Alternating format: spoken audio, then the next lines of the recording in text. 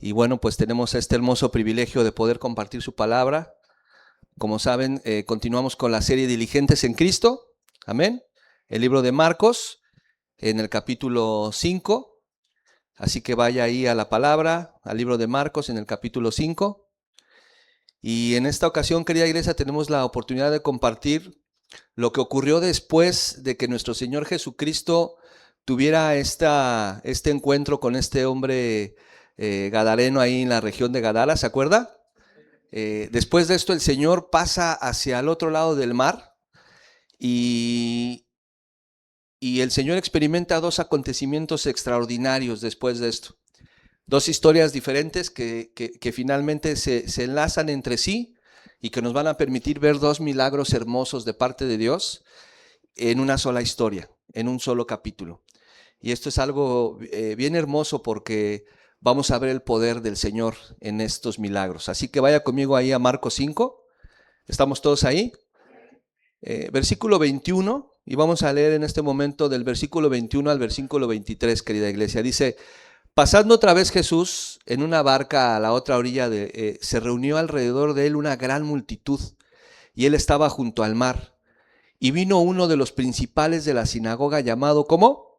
Jairo. Y luego que le vio, se postró a sus pies y le rogaba mucho, diciendo: mi hija está agonizando, ven y pon las manos sobre ella para que sea salva y vivirá. Acompáñeme en oración, querida iglesia, cierre sus ojos. Padre, te damos muchas gracias por tu preciosa y bendita palabra. Gracias, Señor, porque vemos en tu palabra, Señor, alimento para nuestras vidas. Vemos en ella, Señor, que podemos encontrar tu consejo, tu favor, tu gracia, tu misericordia, Padre. Y te ruego, Señor, en esta mañana que uses mi vida, Señor, que solo sea la persona de Cristo brillando en esta mañana, Señor. Que podamos, Señor, transmitir tu palabra con denuedo y que mis hermanos puedan recibirla también, Señor, y que sea claro, Señor, el mensaje para que todos podamos poner por obra, Señor, tu precioso consejo. Te damos gracias en el nombre de Jesús. Amén. Y entonces vemos esta historia. Qué contraste, ¿no, querida iglesia? Se recuerda que estas personas de Gadara le pidieron que se fuera cuando hizo el milagro de liberar a este hombre y de que se metieron los espíritus inmundos a los cerdos. Se espantaron, ¿se acuerda? Y también le pidieron que se fuera. Vimos también, y nos compartía el pastor, que quizás había afectado el Señor parte de su negocio porque habían perdido muchos de ellos.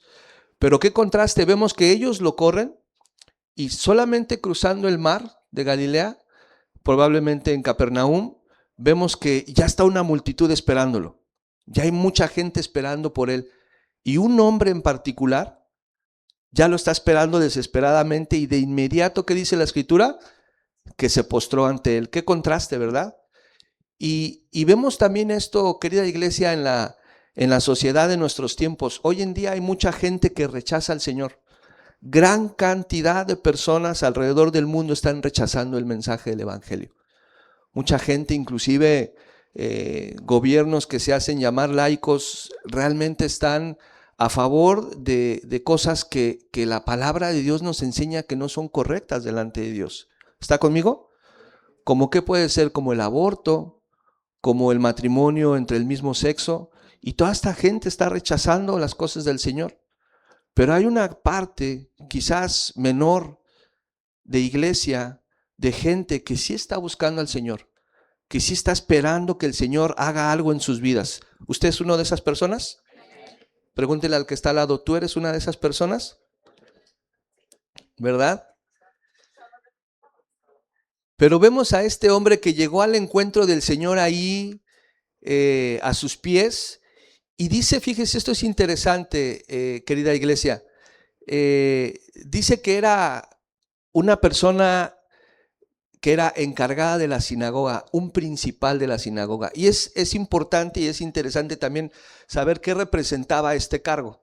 Este cargo tenía una autoridad religiosa y política también dentro de la cultura judía. Entonces no era cualquier persona. No nos dice si pertenecía a los fariseos, o si pertenecía a los saduceos, a los escribas, pero sí menciona que era una figura importante. Pudo haber pertenecido a cualquiera de estas tres ramas religiosas, pero de que era el encargado de la sinagoga, era el encargado de la sinagoga. Y estas personas tenían autoridad para ordenarle o para pedirle a algunos de los miembros que estaban presentes dentro de la sinagoga que hiciera favor de llevar a cabo la oración. Se levantaba una persona frente a los rollos que estaban guardados en una especie de estante. Esta persona se levantaba y tomaba un rollo y oraba. Y estas personas eran las que dirigían eso, además de administrar la sinagoga. Además de obviamente estar al pendiente de lo que pudiera necesitar en cuanto a mantenimiento o recursos, lo que fuera necesario. ¿Está conmigo? Es decir, y quédese con esto, no era cualquier persona del pueblo judío, como lo vemos en la escritura, del vulgo de la comunidad, sino era una persona importante dentro de la comunidad judía. ¿Está conmigo? Este era Jairo, querida iglesia. Esta persona era un hombre religioso que tenía conocimiento de la escritura. Y esto es sumamente importante. Entonces, este hombre que tenía esta autoridad, conocía la escritura. Estaba dentro de la sinagoga. Era un hombre que sabía perfectamente bien el uso y manejo de los rollos de la palabra del Señor, los profetas y la ley. ¿Está conmigo? Pero fíjense que conociendo la escritura y que muy probablemente o supo de Jesús por un milagro que escuchó que hizo, o lo vio hacer un milagro, o leyó las escrituras y sabía quién era el Mesías. Él sabía que él podía sanar a su hija. No es que él escuchó por ahí solamente y dijo, pues a ver si voy y a lo mejor tengo suerte. No, él llegó con una súplica a los pies del maestro. ¿Está conmigo? No se olvide de esto porque esto va a ser algo importante para más adelante en la enseñanza.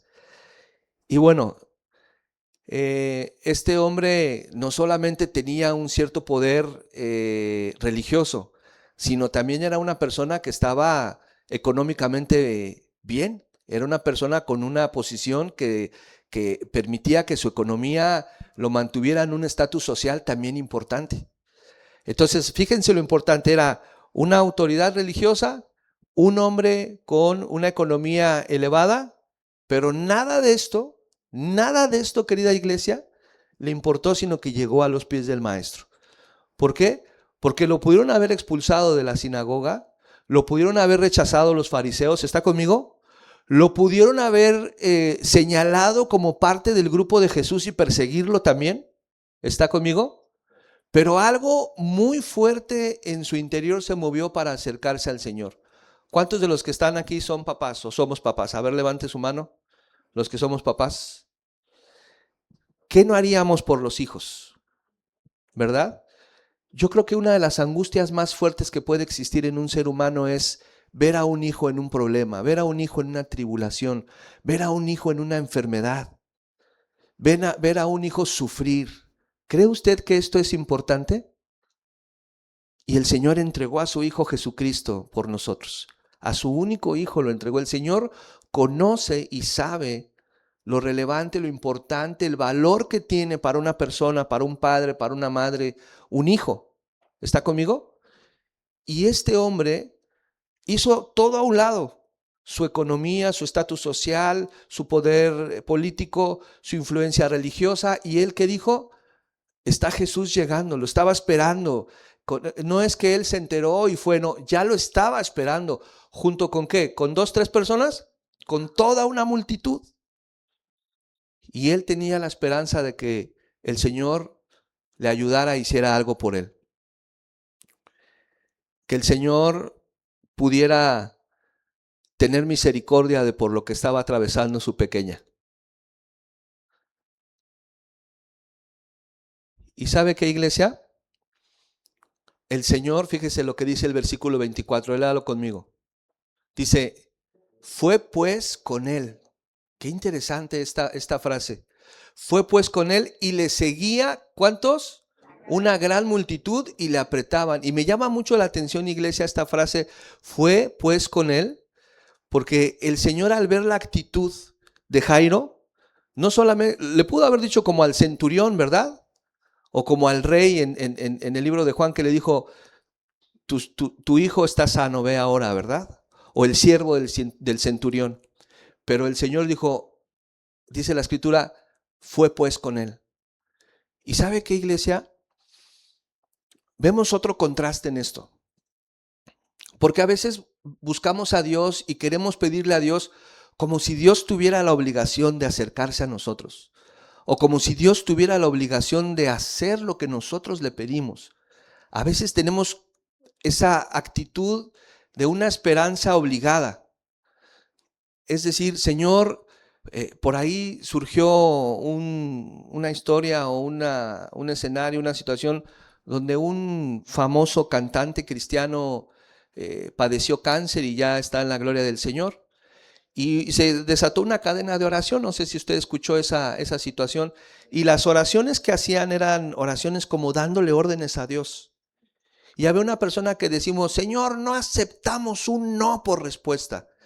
Y wow, dándole instrucciones a Dios cuando la voluntad de Dios es perfecta, cuando el poder de Dios, nadie puede sobrepasar el poder y la obra del Señor. ¿Está conmigo? Y a veces nos acercamos al Señor como si Dios tuviera una necesidad de nosotros o como si fuera una obligación para Dios ayudarnos, sanarnos, sacarnos de un problema. Y en realidad somos nosotros los que tenemos que clamar a Dios. Jairo hizo esto, Jairo comprendió esto. Y él clamó a Dios, él sabía que no importaba su poder político, que no importaba su conocimiento religioso, que no importaba su dinero.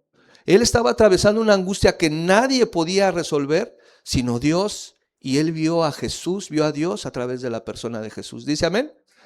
Y entonces somos nosotros los que nos tenemos que acercar a Dios con una actitud de mansedumbre, de súplica, de ruego.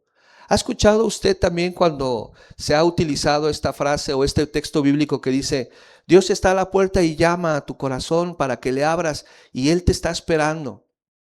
Él está esperando, perdón, Él quiere entrar a tu vida. ¿Ha escuchado eso? Y se usa para evangelizar. Y mucha gente quizás llegó a los pies de Cristo de esa manera. Pero ¿sabe qué? El Señor no puede estar, el Señor no puede mendigar nuestro amor porque Él es Dios. Nosotros somos su creación. Y Él no está esperando a ver si yo quiero recibirle. Somos nosotros los que tenemos que ir ahí y decirle, Señor, recíbeme por favor. Señor, acéptame, soy un pecador. Hice todo esto. Despierta al hermano que está a tu lado, hermano, por favor. A tu derecha, ahí mero. Y el Señor está buscando que nosotros seamos los que realmente supliquemos por su favor y su misericordia. ¿Está conmigo? Esto es lo que Dios, iglesia, verdaderamente quiere de nosotros. Pero Él vio en Jairo algo sumamente importante y Él fue pues el Señor a su casa. Vea qué hermoso es esto. ¿Cuántos quieren que el Señor vaya a su casa? ¿Cuántos pueden decirle, Señor, ven a mi casa, te necesito, Señor? Te necesita mi familia, te necesitan mis hijos, mis nietos, te necesita mi vida, Señor. Yo te necesito. No solamente en lo económico, en el sustento, necesito que mi vida sea transformada día a día. ¿O cuántos se quieren quedar igual? Yo no me quiero quedar igual, iglesia. Siendo como soy, yo me veo y digo, Señor, de verdad, cámbiame día a día, transfórmame, Señor, porque está el orgullo, está la vanidad, está la envidia, está el enojo, está el rencor, está la venganza. Te trata alguien mal en un centro comercial o en algún prestador de servicio y te quieres desquitar, lo voy a reportar con su supervisor, le voy a decir y queremos vengarnos, es una especie de venganza. Aunque estemos en nuestro derecho de recibir un servicio, queremos actuar en nuestra carne, o solamente yo. Te trata mal el del supermercado y a ver, ¿y está usted enojada? ¿O está usted enojado? Y le reclamamos y le decimos. El Señor quiere cambiarnos, iglesia, aún en los más pequeños detalles. Pero tenemos que rogar nosotros porque Él vaya a nuestro hogar. ¿Cuántos dicen amén? No es como que, Señor, pues ahí tú encárgate de mí. Conforme vaya pasando el tiempo, Señor, yo sé que tú me vas a transformar. Como si fuera el Señor su obligación atendernos. O a veces hay personas que están enojadas con Dios. ¿Ha escuchado usted eso? ¿Ha sabido de alguien que está enojado con Dios? Dios no permitió que mi mamita viviera más, se llevó a mi mamita. O Dios me hizo perder esto, Dios me puso en una enfermedad y se enojan con Dios. Es que Dios permitió que mi familia se perdiera y se enojan con Dios. ¿Y sabe qué, iglesia? Yo no sé si no hay un discernimiento al respecto, pero ponerse a las patadas con Dios. Dice el Señor que Él por amor va a traer misericordia a la vida de las personas. Y iglesia, yo no creo que nadie pueda ganarle al Señor. Y va a tratar con nosotros. Por más enojados que estemos, decía por ahí un dicho, tenemos doble trabajo, enojarnos y en contentarnos. Porque más nos vale estar bien con el Señor. ¿Cuántos dicen amén? Pero mire, el maestro al ver la actitud de este hombre, no dudó ni un segundo en ayudarle. Le respondió inmediatamente, esta frase fue, pues con él. Fue inmediatamente a él. ¿Sabe quién es él? Él es el creador de los corazones. Imagínese a él, el autor, el responsable de crear un corazón dentro de un ser humano. Un órgano físico que tiene la capacidad de bombear sangre, pero que al mismo tiempo alberga el alma de un ser humano. ¿Quién puede hacer eso? ¿Quién puede ser más grande que Dios? Y Él puede sanarnos. La actitud es lo importante. ¿Con qué actitud estoy llegando a Él? ¿Berrinche? ¿Exigencia? ¿Decepción? ¿Frustración? ¿O con una actitud humilde decirle, Señor, como el leproso le dijo, Señor, si quieres puedes sanarme? Si quieres, Señor. ¿Está conmigo? Ese es nuestro Dios. Iglesia, ¿en qué estatus se encuentra nuestra fe en este momento? ¿Cómo está mi fe ahora? ¿Creo en ese Dios? ¿Creo verdaderamente que Dios puede hacer algo en mi vida? ¿Y cuál es mi actitud? A veces tenemos la fe, iglesia, hasta arriba. Señor Todopoderoso, tú me vas a llevar a las naciones y Dios, tú vas a hacer que descienda yo. Y tenemos la fe. Y al otro día está la fe hasta abajo, desanimados. Me incluyo. Desanimados, Señor. Yo creo que, ¿se acuerdan a quién le pasó eso a Elías? ¿Se acuerdan que Elías hizo que ayudó al pueblo y logró ser un instrumento de parte de Dios para que descendiera fuego? Pero a los días, al siguiente día, ¿cómo estaba Elías? Con miedo, porque lo estaban buscando Jezabel para matarlo. Y todavía le dice al Señor, Señor, es que ya soy el último que queda. Y el Señor, yo creo que se puso la mano en la cintura y dijo, ay, Elías, si supieras que me he reservado más de 700 profetas para mí. Pero a veces, querida iglesia, la fe está hasta abajo. Estamos arriba en una emoción y de repente la fe está en el suelo, desanimada. Yo creo que ya Dios no me quiere usar. Yo creo que Dios no está obrando en mi vida. Yo creo que Dios me está metiendo en una disciplina que no sé si pueda resistir. Y se nos decae la fe. ¿Ha pasado eso? ¿O solamente yo? Nos ha pasado a todos. Pero Dios quiere que mantengamos una fe estable. Amén. Una fe estable donde su confianza reine, donde la confianza en Él reine, a pesar de las dificultades, a pesar de los problemas. ¿Está conmigo? Él tiene que reinar en eso. A pesar de nuestro dolor, a pesar de nuestra aflicción, sufrimiento o de nuestra angustia, querida iglesia. Él tiene que reinar sobre eso. Él ve nuestros corazones también cuando dudamos de Él. ¿Será que Dios quiera que esto? ¿Será que Dios me quiera llevar acá? ¿Será que Dios me quiere usar? Y volvemos a dudar de Él.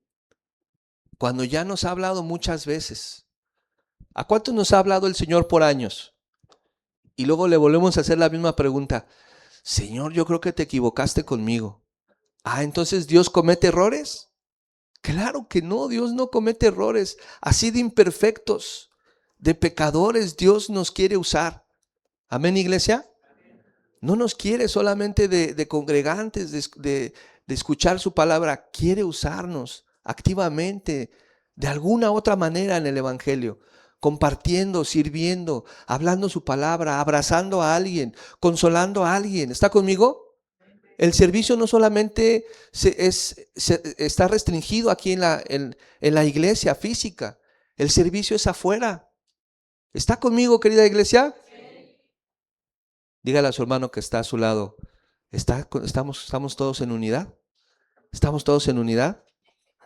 Pero él vio en Jairo una fe sólida, iglesia. Seguro de que el maestro podía liberarlo. Y el Señor accedió a ir con Jairo, como lo vemos en esta porción de la Escritura. Pero por una actitud de rendición, de reconocimiento. ¿Quién es Dios? El Hijo de Dios, el Verbo hecho carne.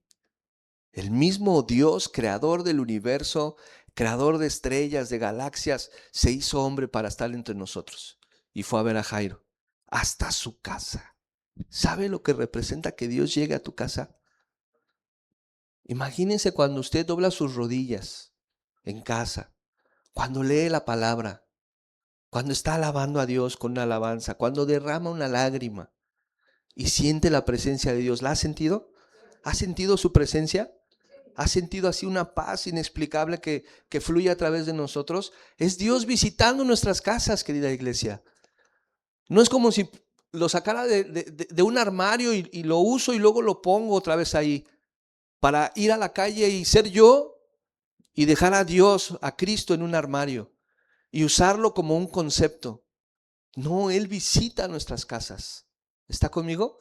Él visita nuestros hogares. Es el Dios creador del universo, creador del viento, del aire, de las estrellas, de las galaxias, está visitando tu casa. ¿Cuántos pueden limpiar su casa para Él? ¿Qué haríamos si sabemos que viene el Señor a nuestro hogar? ¿Qué haríamos? No barremos, trapeamos, limpiamos, sacamos la vajilla de invitados especiales, ¿sí o no? Él está esperando que abramos nuestra casa siempre para Él de esa manera. Amén. Él no está esperando a ver a qué horas le abres, ¿eh? Él está esperando que nosotros clamemos por Él. Él es Dios. Amén, querida iglesia. Cientos de personas estaban agolpándose ahí para verlo. Qué tremendo, ¿verdad? Cientos de personas, pero Jairo se abrió espacio entre la multitud y cayó postrado a sus pies. ¿Cuántos podemos perseguir así al Señor? ¿Cuántos podemos pelear así por tener al Señor en nuestro hogar? ¿Está conmigo? Pero desafortunadamente muchas personas tienen en poco lo que representa ser cristiano. Lo que representa ser cristiano es tener a Cristo a tu favor. ¿Ha pensado en eso? Tener a Cristo contigo, tener a Cristo en tu vida. No es una religión, no es una serie de dogmas, de doctrinas, de restricciones, de ya no hacer esto, ya no hacer lo otro, ya no hablar así, ya no vivir así. Eso es una consecuencia de tener a Cristo. No es malo en sí eso, pero no eso es la esencia de ser cristiano. La esencia de ser cristiano es que tenemos a Cristo en nosotros. Amén. Que Él está intercediendo por nosotros a la diestra del Padre. Ese es el poder que Cristo puede traer a nuestras vidas, querida iglesia.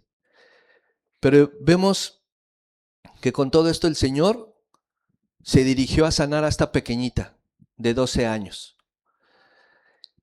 Y va el Señor ya a casa de Jairo, pero en el interín sucede algo. Usted conoce la historia. Amén. En el interín pasa algo, otra situación maravillosa. Un acontecimiento lleno de una tremenda fe, al igual que Jairo, que conmueve al maestro. Y miren lo que dice Marcos 5, 25 y 26. Pero una mujer, desde hacía 12 años, ¿qué dice iglesia? Padecía de flujo de sangre y había sufrido mucho de muchos médicos y gastado todo lo que tenía y nada había aprovechado. Antes, ¿cómo le iba? Le iba peor. Otro acontecimiento, está el Señor viendo a Jairo, le dice que sí va, pero en ese momento una mujer nos empieza la escritura a hablar de una mujer que tenía una situación muy difícil. Solamente imagine por un momento, querida iglesia, el sufrimiento de una mujer de 12 años, y las hermanas estoy seguro que van a entender mucho mejor esto que un varón. 12 años padeciendo una enfermedad que la había llevado a experimentar debilidad, dolor y escasez. Imagínense una persona que ha perdido tanta sangre. ¿Cuál es su condición física, su debilidad? El dolor que esto representa, el dolor físico, no solamente el dolor del alma, el dolor físico. Y además había agotado, ¿qué dice? Todos sus recursos. Pero además de eso, iglesia, también sufría un rechazo social y un rechazo religioso. Porque para la época, para la cultura judía, cuando una mujer se encontraba en su periodo, era algo que tenía un tratamiento especial. Tenían que apartarse por un tiempo mientras estuviera en su periodo la mujer. Religiosamente también tenía un trasfondo esto. Y entonces quienes la conocían y quienes sabían, porque ya había gastado en varios médicos y seguramente su situación se había dado a conocer alrededor, sabían que tenía una condición de enfermedad de esta magnitud y entonces era rechazada religiosamente. ¿Está conmigo? Entonces imagínense, piense por un momento, y insisto, quizás las hermanas podrán entender más esto. Piensen por un momento el dolor, el sufrimiento, la debilidad, la escasez y ser rechazada por la sociedad, por los propios tuyos. Quienes debían de cobijarla, quienes debían de atenderla, la estaban rechazando. No solamente de manera física, sino también de manera espiritual. Totalmente derrotada. ¿Está conmigo? Y muchos de nosotros podemos ver también el rechazo interno que hay en la sociedad. ¿Cómo son las personas rechazadas? ¿Verdad? Si no encajas en su ciclo, en su círculo, perdón, si no encajas en su nivel, si no encajas en su forma de pensar, somos rechazados. ¿Los cristianos somos rechazados, sí o no? Claro que sí.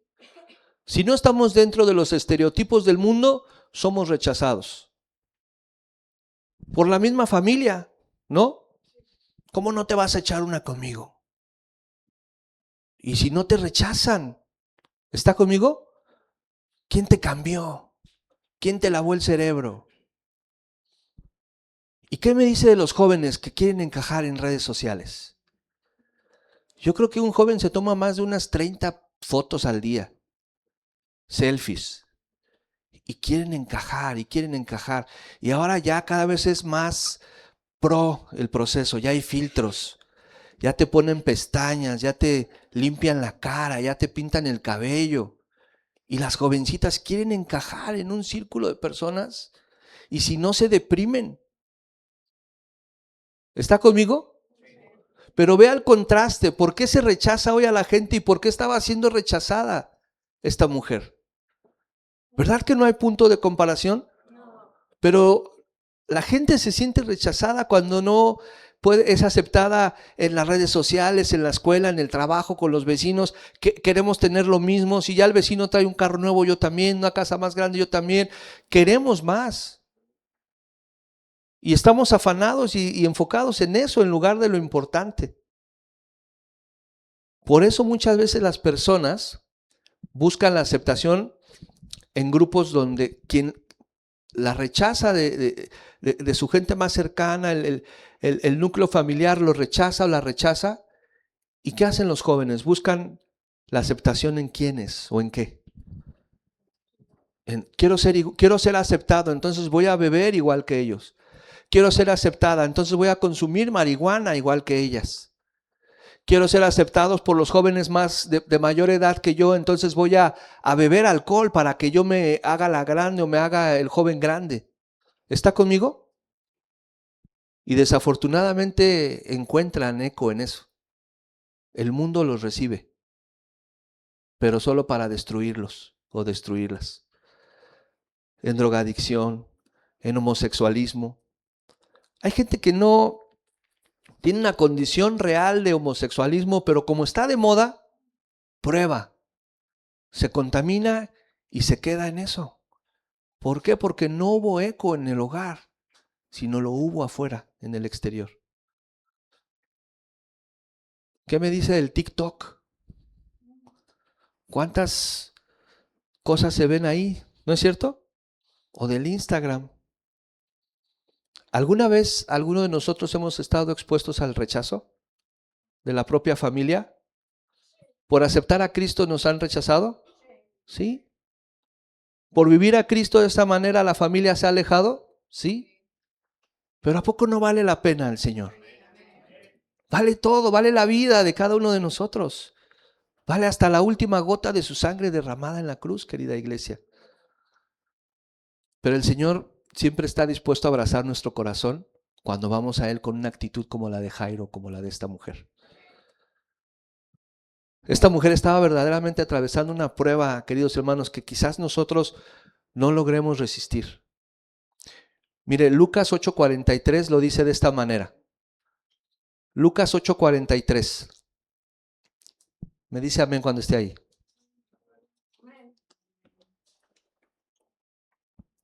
Pero una mujer que padecía de flujo de sangre desde hacía 12 años y que había gastado en médicos todo cuanto tenía y por ninguno, ¿qué dice iglesia?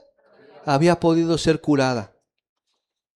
Mire, no quiere decir que los médicos de la época no eran efectivos. Los judíos se caracterizaban por tener un nivel alto en relación a los pueblos aledaños, a las culturas aledañas.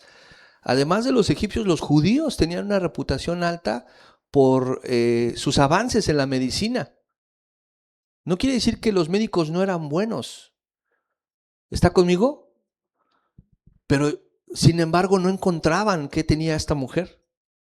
Sin embargo, no daban con el problema. Ciertamente la ciencia estaba limitada en ese entonces. Quizás no había los estudios que hoy podemos ver. ¿Está conmigo? Pero mire lo que dice.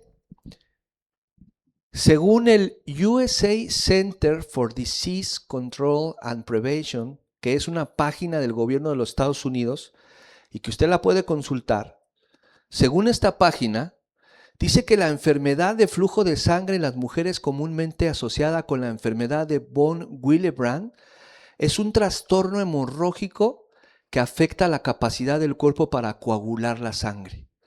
Es decir, hay un problema que la sangre no se coagula y entonces es tan líquida y tan delgada que tiene esta tendencia a estos derrames.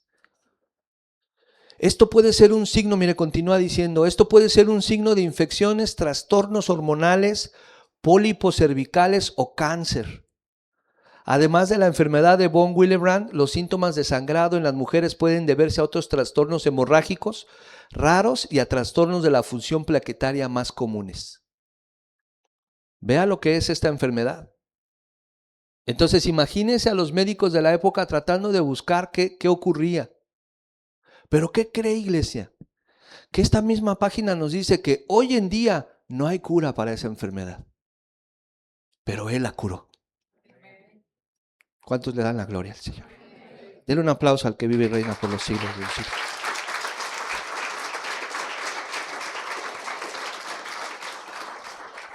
No dice que le dio un tratamiento. Él la sanó, dice que la sanó de una sola vez. Lo que para hoy en día no hay cura, así como hace 2000 años, Él lo hizo posible, Él la sanó. ¿Dice amén? Mire lo que dice el versículo 27. Cuando oyó hablar de Jesús esta mujer, vino por detrás entre la multitud y ¿qué dice? Y tocó su manto. Esto es bien interesante, querida iglesia. Véame aquí al frente. En el libro de Números, en el capítulo 15, hay una serie de indicaciones de parte del Señor para el pueblo judío que tenían que utilizar un manto, una especie de chal que se colocan en la espalda, y tenía que llevar unos flequillos, unos flequitos que salen, unas mechitas que salen del manto, que se llaman borlas. Y estas borlas, hay toda una parte ceremoniosa que tienen un significado en base al tiempo, a la tribu a la que pertenecían, etc. Pero estas borlas eran una representación de que ellos pertenecían a Dios y de que eran servidores de Dios. Este era el significado de esas burlas, que pertenecían a Dios y que eran servidores de Dios. ¿Está conmigo? Algunos comentaristas, algunos estudiosos dicen que esta mujer pretendía solamente tocar las borlas. A veces algunas imágenes y algunas hemos escuchado que se refiere como a sus vestiduras en la parte de abajo, ¿no? Pero en realidad algunos estudiosos dicen que eran estas borlas del flequillo de su manto que estaba en su espalda. Si tan solo podía tocar estas borlas, estos flequillos, ella sería sana. Qué interesante, querida iglesia. Ella no pretendía que el Señor la tocara, que Él impusiera sus manos sobre ella. Ella tenía una fe tan grande que sabía que con solo rozar las borlas, el flequillo de su manto, podía ser sana. Podía ser salva. Mire, continúa diciendo el versículo 28 y 29. Porque decía, si tocare tan solo su manto, ¿qué dice iglesia? Seré salva. Y enseguida la fuente de su sangre se secó y sintió en el cuerpo que estaba sana de aquel azote. Inmediatamente el flujo de sangre se secó. Fue sana de manera inmediata. ¡Wow! ¿Cuántos pueden darle gloria a Dios por eso? Lo que durante 12 años, querida iglesia, los médicos no pudieron sanar, lo que aún en nuestros tiempos hoy se considera que es incurable, su fe en Dios la sanó en un instante. Gloria a Dios por esto. Le voy a leer una segunda parte de lo que es el estudio de esta página del USA Center. Las mujeres con sangrado menstrual abundante o enfermedad de von Willebrand están en mayor riesgo de presentar anemia, tener dolor durante la menstruación, requerir hospitalizaciones, necesita transfusiones de sangre, enfrentan limitaciones en sus actividades cotidianas, tienen que faltar a la escuela, al trabajo y tienen una menor calidad de vida. Y continúa el estudio diciendo, aunque no hay cura para los trastornos hemorrágicos, hay tratamientos disponibles para controlar los síntomas y ayudar a las mujeres a evitar las complicaciones y procedimientos invasivos. Esto usted lo puede encontrar en la página www.cdc.gov Female Blood Disorders de Estados Unidos. Es una página del gobierno estadounidense. ¿No acaso el gobierno estadounidense tiene las mejores universidades? ¿No está Harvard? ¿No está Cornell? ¿No están las mejores áreas de ciencia? No han encontrado una cura, pero el Señor la sanó de ese azote. Dice, en el momento ella sintió que el sangrado se detuvo. Ese es nuestro Dios, querida iglesia. Él puede quitarte un dolor, una enfermedad. No estamos aquí para decir que tu enfermedad va a quitarse de inmediato, pero nuestra actitud importa mucho. Pero Él es el poderoso de Israel, Él tiene la autoridad, Él tiene el poder para librarnos. Amén. Pero vemos que nosotros iglesia, que muchas veces dudamos. Oramos y oramos y oramos y decimos, Señor, pues a lo mejor no seré sano, sana. Pero mucho tiene que ver la actitud del Hijo de Dios. Para que Dios, conforme a nuestra actitud, a nuestra fe, vaya haciendo su obra a nosotros. ¿Cuántos dicen amén? Dios no obra de la misma manera en cada uno de nosotros. A una persona la puede sanar de inmediato y a otra persona pueden pasar algunos años, pero está haciendo su obra en esa persona. ¿Dice amén? Está trabajando en el corazón de esa persona. Es porque lo necesitamos. Estamos leyendo Éxodo y vemos cómo el corazón de la del pueblo de Dios es, ¿verdad? Y entonces el Señor tiene que hacer atravesar al pueblo de Dios mucho más tiempo del que pudieron haber llegado. Sabía que pudieron haber llegado en 2 semanas a la tierra prometida, pero Dios les hizo pasar 40 años. Era necesario. ¿Está conmigo? Entonces, hermano, hermana, si la salud no ha llegado, no desesperes. Dios está haciendo algo en tu vida, en mi vida. Amén. Trabaja y obra de maneras diferentes el Señor en nosotros. Pero es importante que la actitud se mantenga en esto, en una fe, confianza y seguridad del Señor. Amén. La fe de esta mujer se avivó. Y pasa algo extraordinario. Versículo 30, lea conmigo. Luego Jesús, conociendo en sí mismo el poder que había salido de él, dice, volviéndose a la multitud, dijo, ¿quién ha tocado mis vestidos? ¿Quién ha tocado mis vestidos? Y aquí no quisiera yo entrar en controversia, si Él siendo Dios, ¿por qué preguntó? Si Él es Dios y es omnisciente, Él sabía quién era. No vamos a entrar en eso, sino realmente lo que queremos en esta mañana compartir, iglesia, es qué fue lo que hizo el Señor con esta mujer. La parte donde aplica a nuestras vidas. Él tuvo esta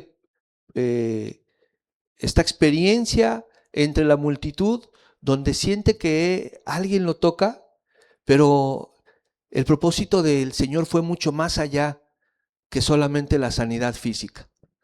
También sanó el alma de esta mujer.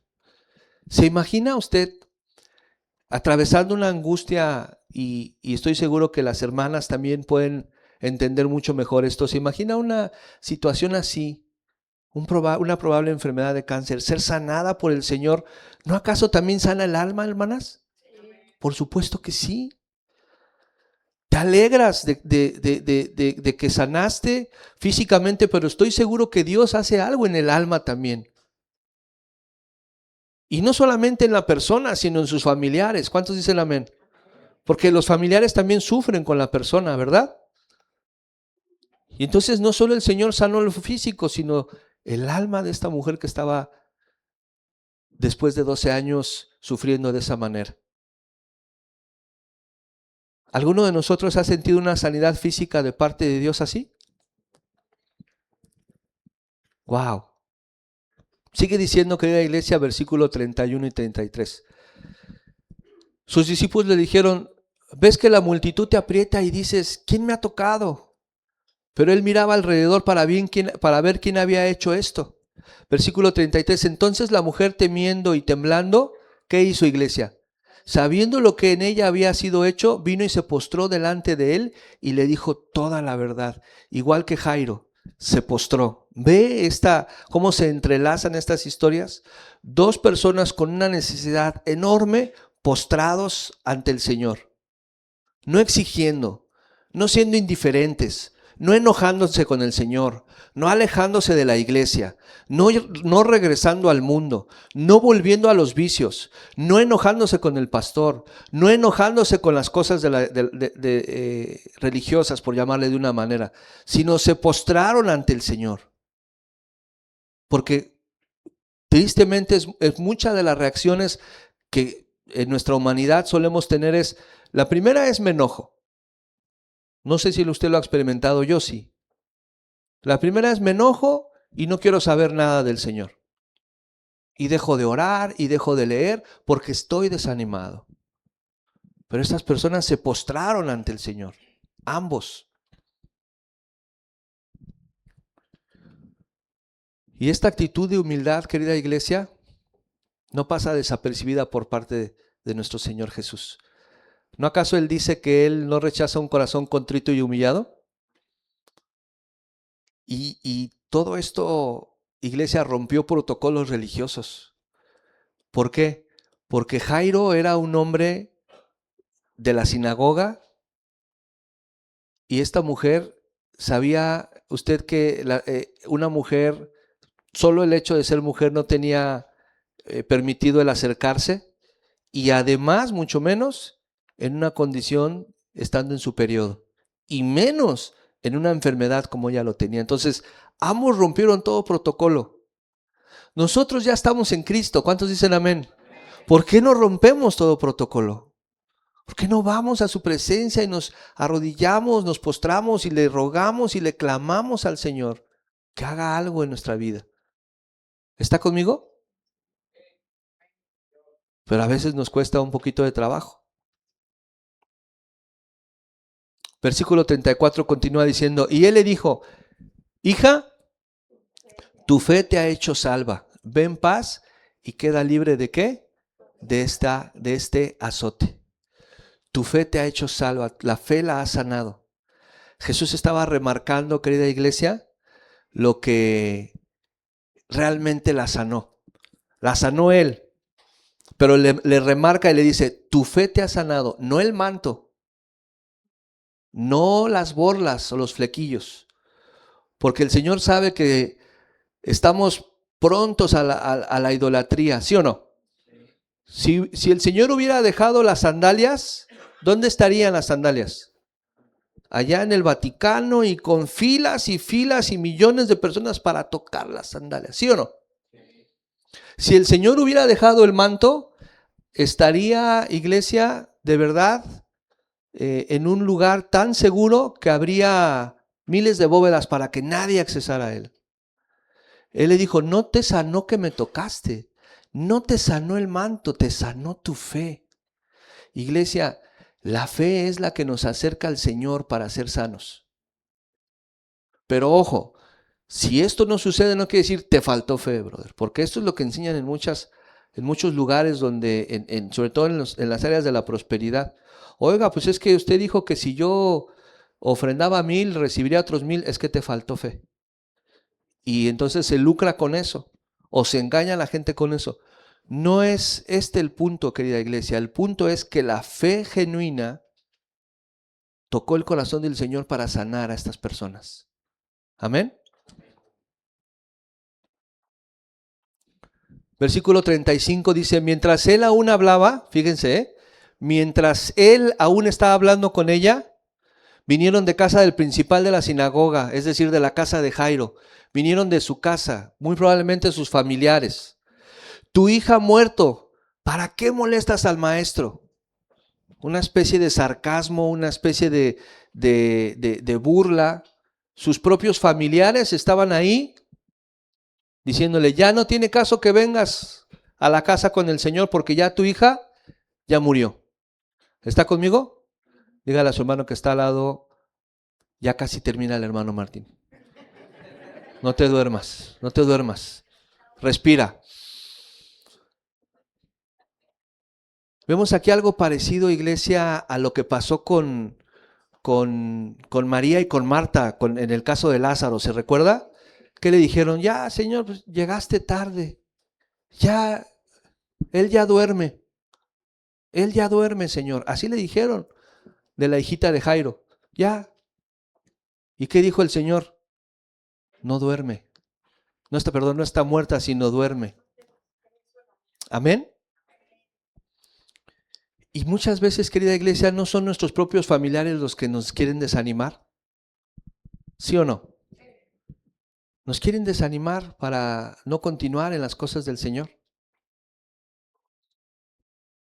haciendo uso de miles de otras cosas en lugar de ir directamente a la presencia de Cristo. Él es el sanador, Él es el intercesor, Él es el único que puede sanarnos. Y cuando viene ese desánimo, solo tenemos que pensar que nos duela nuestro corazón, pero tenemos que pensar que Él está obrando en nuestras vidas, amén, que está trabajando en nosotros. Y no desanimarnos cuando parezca que ya, porque imagínense a Jairo, realmente cuántos hubiéramos podido haber soportado el que ya está yendo el maestro con nosotros, pero se detuvo con la mujer, con el flujo de sangre y ya íbamos para allá y vienen a decirme que ya se murió. ¿No nos hubiéramos desanimado nosotros en nuestra humanidad? No, Señor, pues ya, como dicen mis familiares, ya ni venga, Señor, ya se murió. Y pudo haber decaído la fe de Jairo o la actitud de Jairo. Pero no fue así. Él se mantuvo. Mire lo que dice el versículo 36. Pero Jesús, luego que oyó lo que se decía, dijo al principal de la sinagoga, no temas, cree solamente. En otra traducción, querida iglesia, dice, no temas, deja de estar asustado y sigue creyendo.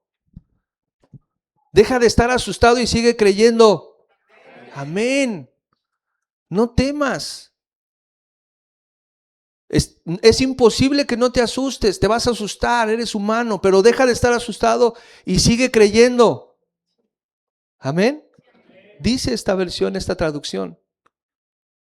El Señor le dijo, no temas, cree solamente.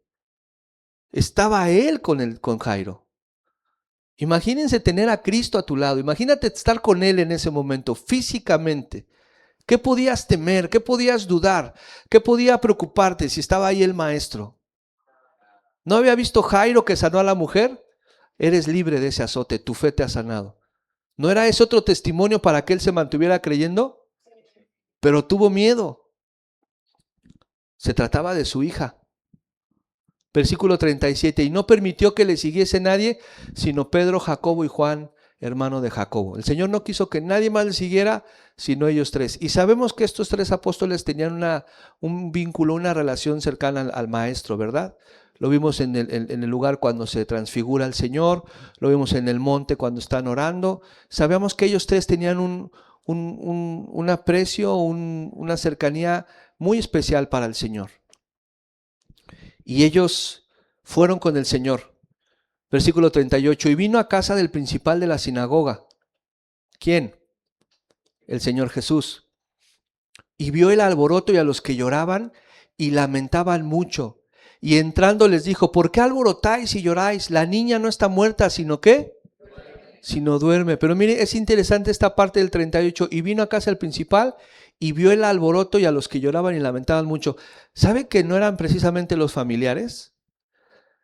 En la cultura judía, querida iglesia, estamos ya en el final, esfuércese un poquito más. Esto es interesante. En la cultura judía se contrataban algunas personas o se apoyaban en algunas personas para levantar lamentos.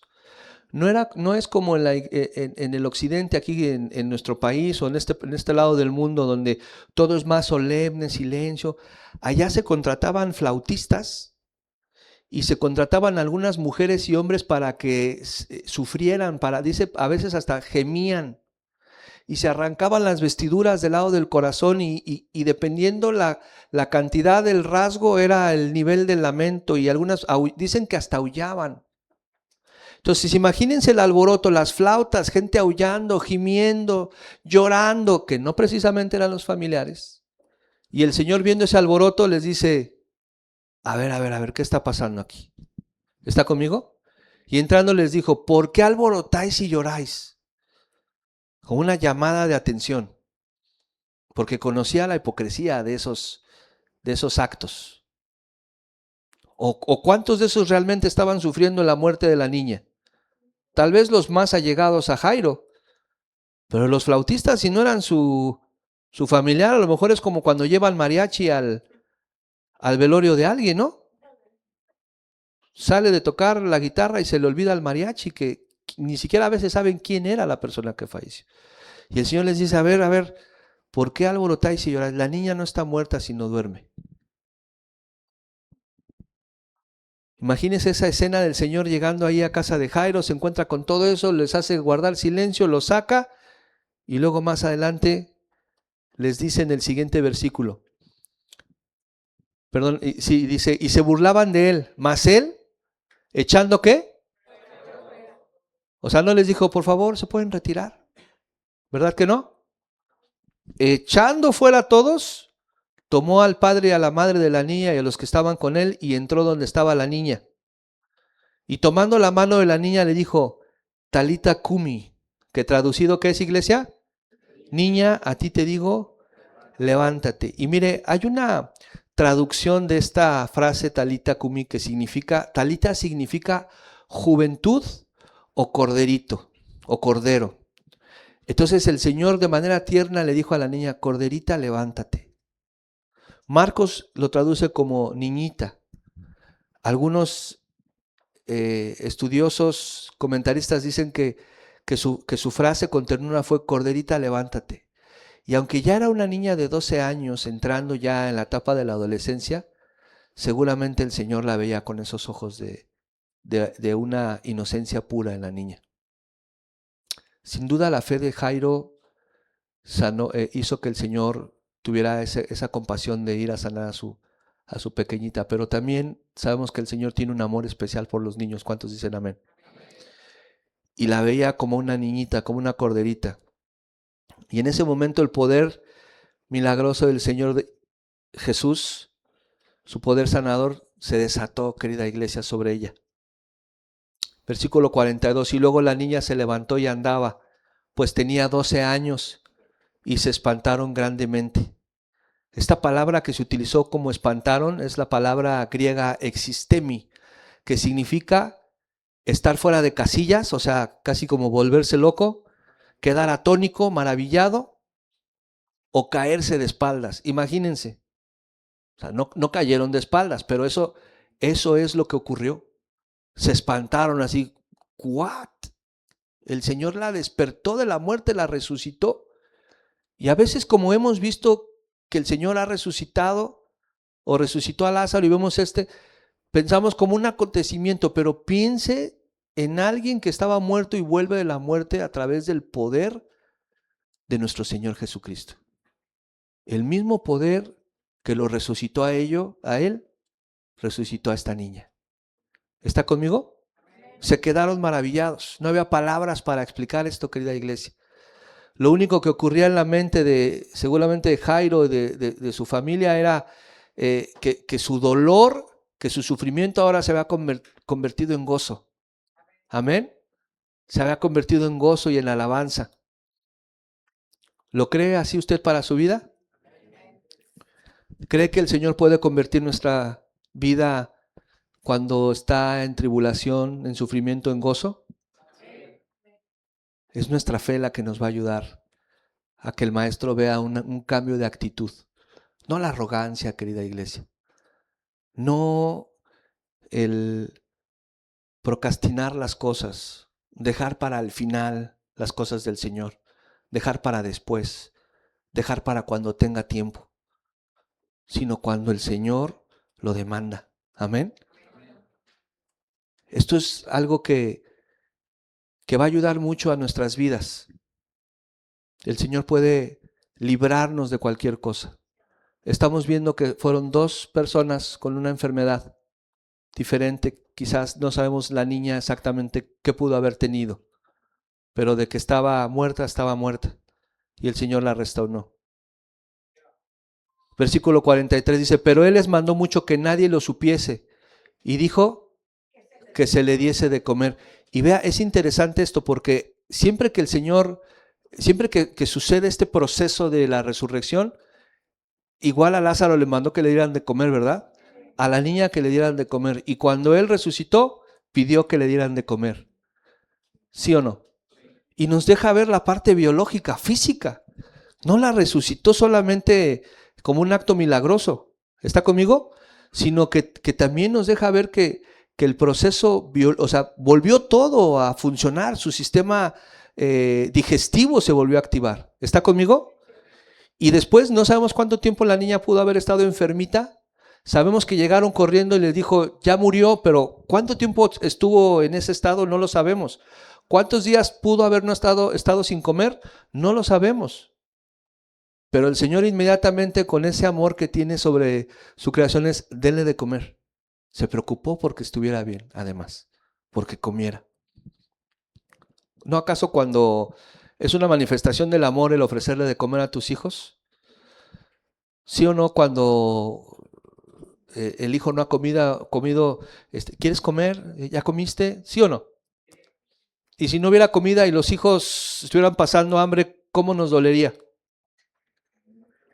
¿Verdad?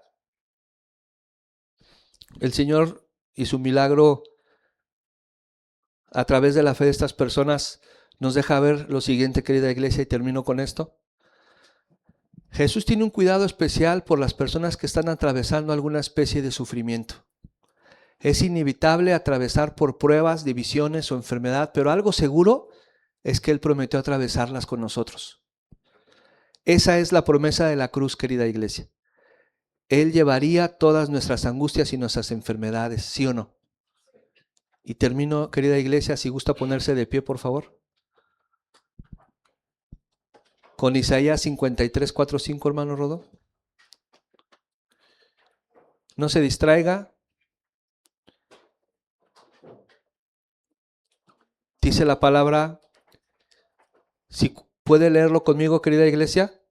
Ciertamente llevó Él nuestras enfermedades y sufrió nuestros dolores, y nosotros le tuvimos por azotado, por herido de Dios y abatido.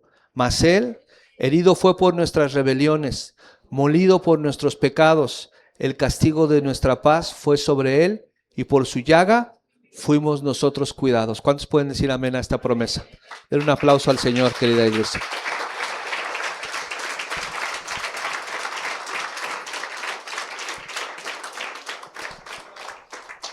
Esa es la promesa, querida iglesia. Por su llaga fuimos curados. Amén. Y Jairo y esta mujer quizás conocían esta porción de la escritura, quizás no, pero tuvieron fe en el Señor, con una actitud especial de mansedumbre y de humildad. Amén. Cierra sus ojos y vamos a orar. Padre, queremos poner este tiempo en tus manos, Señor. Gracias por estos hermosos milagros que nos permites ver, Señor. Gracias porque a través de esto podemos ver que tú tienes el poder sanador y restaurador, Señor. No hay nada imposible para ti. Solo buscas una actitud correcta, Señor, en nosotros. Buscas, Señor, seguir trabajando en nuestros corazones, haciendo tu obra en nosotros, Señor, porque cada situación difícil, cada problema, cada enfermedad, Señor, que permites que sucedan en nuestra vida, Señor, es porque estás obrando en nosotros, Padre. Ayúdanos a ir a tu presencia con humildad, Señor. Ayúdanos a postrarnos y rogarte que vengas a nuestro hogar. Ayúdanos, Señor, a que permanezcas en nuestro hogar, que no seas una visita, Señor, ocasional o aún frecuente, sino que mores en nuestros hogares, Padre. Ayúdanos, Señor, a poder sobrellevar los casos difíciles, Señor, porque no quiere decir que no vamos a atravesar por ellos, Padre. Pero sabemos que tú nos vas a acompañar en el proceso, mi Dios. Muchas gracias, Padre Santo. Gracias por la vida, gracias por la salud, pero gracias aún más, Señor, por lo que hiciste en la cruz por nosotros, Señor. Porque ya pagaste por todas nuestras enfermedades y dolores, Señor, y por tus llagas fuimos curados, mi Dios. Padre, ponemos este tiempo en tus manos. Llévanos con bien a casa, Señor. Te pedimos que toda esta semana, Señor, nos permitas también poder poner por obra el consejo y ayúdanos a orar de manera correcta, Señor, ante la dificultad. Todo esto te lo pedimos en el nombre poderoso de nuestro Señor Jesucristo. Amén. Porque tú quieres, corazón.